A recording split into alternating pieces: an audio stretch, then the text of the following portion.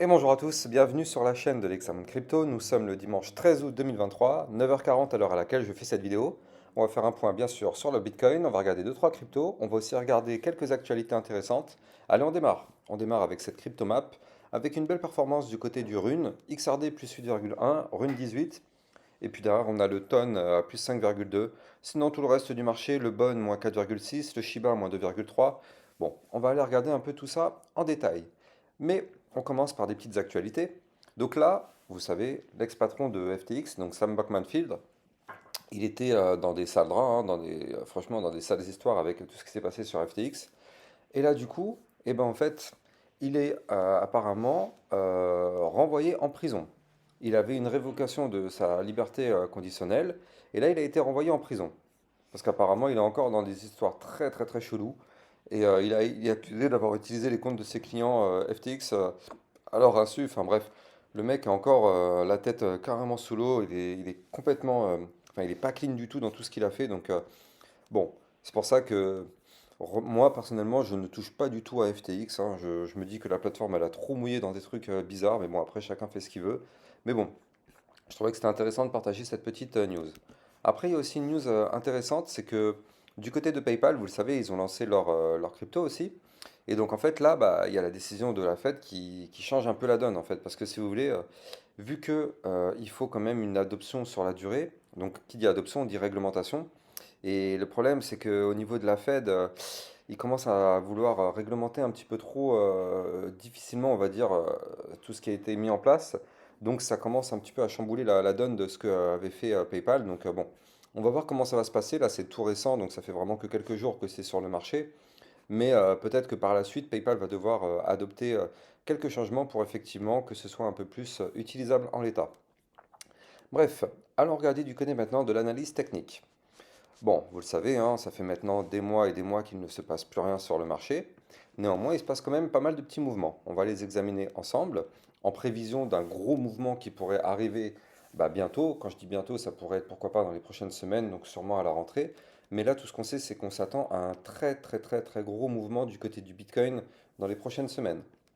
Donc là, qu'est-ce qu'on voit? On voit qu'on a un Bitcoin qui est toujours et encore au-dessus de son haut du range. Vous le voyez parfaitement ici, hein. On n'a pas du tout breaké les 29 354, qui est le haut du range, zone de support, vous le voyez. Tac, ça tient. Ça tient, on a fait une, 2, 3, 4, 5, 5 fois une touchette du support, le support tient. Donc ça, c'est plutôt bon signe. Au bout d'un moment, qu'est-ce qui se passe? Bah, si le support tient, bah, il y a un rebond, et hop, on retourne chercher des points plus hauts. Donc là, pour l'instant, on pourrait se diriger dans ce cas de figure-là, vu que le rebond tient, et ça a l'air d'être pour l'instant, en tout cas, je dis bien pour l'instant, du solide. Parce que vous le savez, si demain, par exemple, il y a une mauvaise nouvelle qui tombe du côté des US, vous le savez, ça pourrait entraîner directement le Bitcoin comme ça. Donc voilà, tout tient vraiment, c'est un château de cartes, hein, la crypto-monnaie, bien sûr, vous le savez, ça dépend complètement aussi de la macroéconomie, mais aussi plein d'événements un peu externes. Donc là, même si pour l'instant vous avez un support qui tient depuis plusieurs semaines, à la moindre mauvaise nouvelle, il peut lâcher quoi. Bref, donc du coup, on voit aussi que le Bitcoin, j'ai commencé déjà à vous en parler depuis quelques jours, mais en vue jour, là, ces bandes de Bollinger sont ultra méga resserrées. Donc ça, je vous en ai déjà parlé hier en long, en large et en travers. Je vous avais expliqué que ça, c'est annonciateur d'un mouvement d'ampleur. Donc là, pour l'instant, on est le week-end, donc ça ne sert à rien d'espérer quoi que ce soit. On est le week-end, il ne va pas se passer grand-chose. Néanmoins, si on perd les 29 353 dollars, ça voudrait dire qu'on réintègre l'ancien range. Donc ça, malheureusement, déjà, ce ne serait pas très très bon signe. Si on réintègre l'ancien range, vous le savez, ça je vous l'ai déjà appris au travers de mes vidéos formations. D'ailleurs, je rappelle que toutes mes vidéos formations sont gratuites en libre accès sur mon site internet lexamoncrypto.fr. N'hésitez pas d'aller jeter un petit coup d'œil. Donc, du coup, effectivement, là, si on a une réintégration du range par le haut, je rappelle que c'est pour aller chercher à minima le bas du range. Donc, aller chercher les 29 050 dollars. Et si on break ce niveau-là, on ira chercher des points plus bas, bien sûr, parce que du coup, forcément, ce sera un niveau de support qu'on aura breaké ici, le bas du range, pour aller chercher dans un premier temps le bas des bandes de Bollinger, 28 932. Et si on perce ça, ça voudra dire qu'on aura breaké les bandes de Bollinger par le bas et qu'on pourra faire un énorme mouvement, mais cette fois-ci baissier. Donc c'est pour ça. Quand on a des bandes de Bollinger resserrées, ça veut dire qu'il y a un gros mouvement qui arrive, mais ça ne veut pas dire si ce sera un mouvement haussier ou baissier. Donc voilà. Là pour l'instant, en vue jour, De toute façon, je vous ai déjà expliqué au travers de mes dernières vidéos tous les détails. Donc là, je ne vais pas m'éterniser dessus. Vous savez qu'on est toujours sur le ruban de moyenne mobile. Là, ici, la moyenne mobile 50 périodes qui correspond exactement au haut du range que je vous ai donné. Donc c'est pour ça que là, on est sur un gros niveau de support. Comme je vous l'ai dit, pour l'instant, tant que ce support tient, pour l'instant, tout va bien. Il n'y a pas de problème particulier. On est quand même dimanche. Donc du coup, on va regarder au niveau de la vue hebdo, qu'est-ce que ça fait. Bon, c'est pas si dégueulasse que ça en vue hebdo, hein, parce que si on clôture déjà au-dessus des combien? Au-dessus des 29 265, ça voudra dire qu'on aura fait un chandelier en... comment on appelle ça déjà? C'est un chandelier de ravalement, voilà, c'est le mot que je cherchais. On aura fait un chandelier de ravalement, c'est-à-dire que là on avait un chandelier baissier, et ben on aura ravalé la baisse et clôturé même un tout petit peu plus haut. Donc là voilà, ça, ce serait intéressant. C'est pas non plus un signe hautement bullish, hein, mais voilà, ce serait quand même intéressant à suivre si on arrive à faire cette clôture semaine au-dessus du niveau que je viens de vous donner. Bon, ça c'est une première indication. Maintenant, ce qu'on pourrait voir aussi, c'est cette vue 4 heures qui est très très pertinente. C'est-à-dire que là, au niveau de la vue 4 heures, regardez. Donc là, vous l'avez bien compris, on a démarré un range. Bizarrement, je donne dans le 1000. Voilà, depuis le vendredi, en fait, voilà, on a démarré un range. On est actuellement dans une configuration latérale en vue 4 heures. Vous le voyez parfaitement ici. Configuration latérale, mais regardez ça surtout. On avait des bandes de Bollinger énormes. Regardez comment elles se sont compressées, ces bandes de Bollinger ici. Donc là, ça veut dire qu'on a une perte de volatilité. Et donc, qu'est-ce qui se passe après une perte de volatilité? Il y a un gros mouvement. Donc là, la dernière fois en vue 4 heures qu'on a vu un gros mouvement, c'était ici. Et hop, on avait pump pas mal, mince, pardon, pour aller chercher des points plus hauts, notamment ici, les 30 200. Là, effectivement, les bandes de Bollinger sont encore plus resserrées que celles qu'on avait eues ici. Donc on pourrait s'attendre à un mouvement encore plus important. C'est de la vue 4 heures, donc ne nous attendons pas à avoir un plus 50%. Si on a déjà un plus 1, 2 ou 3%, c'est juste colossal, mais bref. Donc là, les niveaux clés qu'il va quand même vraiment falloir surveiller, c'est le range en vue 4 heures. Donc là, je vais vous donner les niveaux clés. Niveau de support en vue 4 heures, 29 358.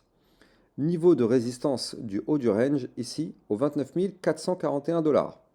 Voilà, ça, c'est les niveaux clés à surveiller aujourd'hui, ou du moins dans les prochains jours, parce que tant qu'on est dans ce range, ce sera les niveaux qu'il faudra surveiller. On peut rester dans ce range pendant 3 ans. Si on ne break pas ce range, ce sera toujours les mêmes niveaux à surveiller. Voilà, donc là, pour l'instant, au niveau du Bitcoin, par contre, ouais, là, ça commence à se dessiner petit à petit. Le mouvement d'ampleur commence à peut-être prendre forme. Et là, on sait qu'au travers ces bandes de Bollinger qui sont très resserrées, on sait qu'on doit s'attendre quand même à un mouvement important, peut-être dans les jours à venir ou dans les semaines à venir. De toute façon, on est en été, donc c'est sûr que déjà en été, par défaut, toutes les années, il ne se passe pas non plus grand-chose, mais bon, là on fait que répéter un peu le passé. D'ailleurs, en parlant du passé, je vous avais posté une image, je vais essayer de zoomer un peu, voilà, sur mon Twitter officiel, je vous avais montré un petit peu les variations du Bitcoin depuis maintenant plusieurs années, donc depuis sa création, et tout au long de l'année. C'est-à-dire que là, vous avez les mois qui sont le plus bullish et les mois qui sont en général le moins bullish. Et qu'est-ce qu'on voit? On voit qu'en général, de janvier à juillet, on est bullish, et en général, août, septembre, bah, c'est pas forcément des très bons mois, et à partir d'octobre, on redémarre bullish. Alors après, ce sont des statistiques. Parce que regardez, il y a eu des années, par exemple, comme 2018 ou même 2022. Hein, regardez, 2022, en plein bear market, on a eu 1, 2, 3, 4 mois dans le vert sur une année. Donc, et encore, quand on dit 4 mois dans le vert, c'est pas non plus. Enfin bon. Donc voilà, c'est vraiment, tout est relatif. À prendre avec des pincettes. C'est des statistiques, c'est des moyennes. Donc, mais bon, dites-moi ce que vous en pensez en commentaire. Est-ce que vous pensez que effectivement, bah là, on se dirige vers une très très belle année 2024? Dites-moi, c'est très intéressant et surtout expliquez pourquoi vous pensez ce que vous allez dire. C'est ça qui est important, c'est votre raisonnement. Voilà, donc maintenant, on va aller regarder quelques cryptos du top 100. Alors, elles sont mes petites cryptos top 100. Hop, elles sont là-haut. Voilà, parfait. Donc, je vais juste commencer, on va faire très rapidement hein, parce qu'il n'y a pas eu trop de mouvements depuis. Voilà, bon, Solana, toujours sous son haut du canal ascendant. Donc, je ne vais pas rentrer dans les détails. Le niveau clé à briquer 25,092 aujourd'hui. XRP potentiellement qui prépare son double bottom. Je vais quand même mettre une alerte sur le XRP parce que s'il prépare son double bottom, ce serait pour se relancer. Donc voilà, j'ai mis mon alerte, comme ça je serai alerté avant. Le XRP, en tout cas, le niveau clé qu'il faut qu'on break en vue jour, c'est ici, 0,6432. Matic, pareil. Matic, potentiellement un double bottom qui pourrait arriver. Je mets ma petite alerte. Le niveau clé qu'il faut breaker sur Matic, il est ici. 0,6905 pour valider un double bottom en vue jour. Ethereum, Ethereum, toujours sous sa ligne de tendance baissière, malheureusement. Aujourd'hui, le niveau clé à breaker, 1853 $. Tant qu'on ne break pas ce niveau-là, on est bloqué. LTC, potentiellement là aussi, un petit double bottom qui se prépare. Le niveau clé à breaker, 83,99. Atom Cosmos, ouais, pour l'instant, ça continue, hein. Il n'y a pas de figure de retournement haussière en tout cas, donc pour l'instant, on attend, on patiente. Pour l'instant, le Atom, il ne se passe pas grand-chose. Polkadot ici, pourquoi pas aussi un double bottom. Niveau clé à breaker, 5,056. Et puis, je vais faire aussi quand même un petit point sur le Shiba, au passage. Hop, donc le Shiba, il est là. Donc, qu'est-ce qu'il nous fait aujourd'hui? Bon, bah là, voilà. Hier, il s'est heurté à la résistance. On a été chercher les 0,011424. Rejet. Donc là, bah, du coup, qu'est-ce qui se passe? On redescend un petit peu. On revient tester ces niveaux. Donc là, on a un niveau de support qui est ici au 0,010158.